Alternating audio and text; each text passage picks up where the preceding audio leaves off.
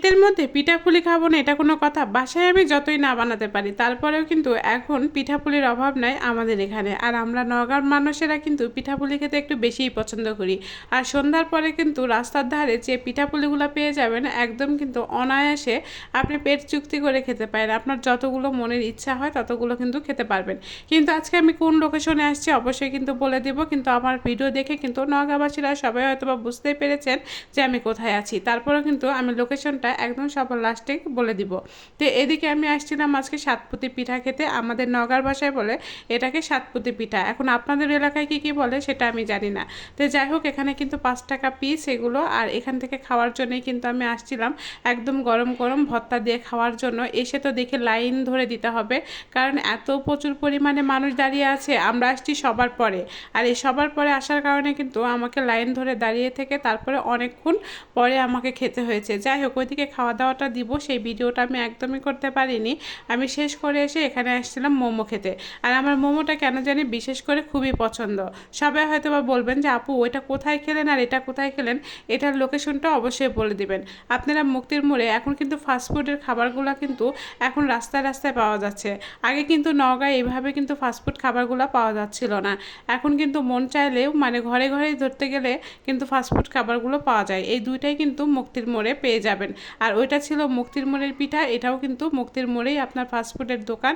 আর এই ফাস্টফুডের দোকানে কিন্তু মোমোগুলো বিক্রি করা হয়। আর এই মোমোগুলো কিন্তু অনেক মজার। হঠাৎ করে কিন্তু আমার সন্ধ্যার সময় কেন জানি মনে হয় যে ফাস্টফুড খাবারের প্রতি একটু বেশি নেশা থাকে। যখন আমার বাইরে খেতে মন চায় তখন কিন্তু আমি আর একটু দেরি করি না, ছেলে, আমি বা আপনার ভাইয়া এই তিনজনে কিন্তু বের হয়ে যায়। যখন ছেলে যায় না তখন আপনার ভাইয়ার সাথে যাই, বা আপনার ভাইয়া না গেলে কিন্তু আমি আমার ছেলের সাথে চলে যাই। হয়তো বা কারো আশায় আমি পড়ে থাকি না যে কে আমার সঙ্গে যাবে কে আমার সঙ্গে যাবে না, কিন্তু আমার যখন যেটা মন চায় খেতে তখন কিন্তু সেটা খাওয়ার জন্য আমি বের হয়ে পড়ি সন্ধ্যার পর। আর আমাদের এখানে সন্ধ্যার পরে কিন্তু খুবই জাঁকজমক একটা খাবারের আয়োজনগুলো বসে, যেটা কিন্তু আপনার পেট এবং মন দুইটাই ভরে যাবে। কারণ আমরা সন্ধ্যার পরে সবাই কিন্তু একটু নাস্তাটা বেশি পছন্দ করি।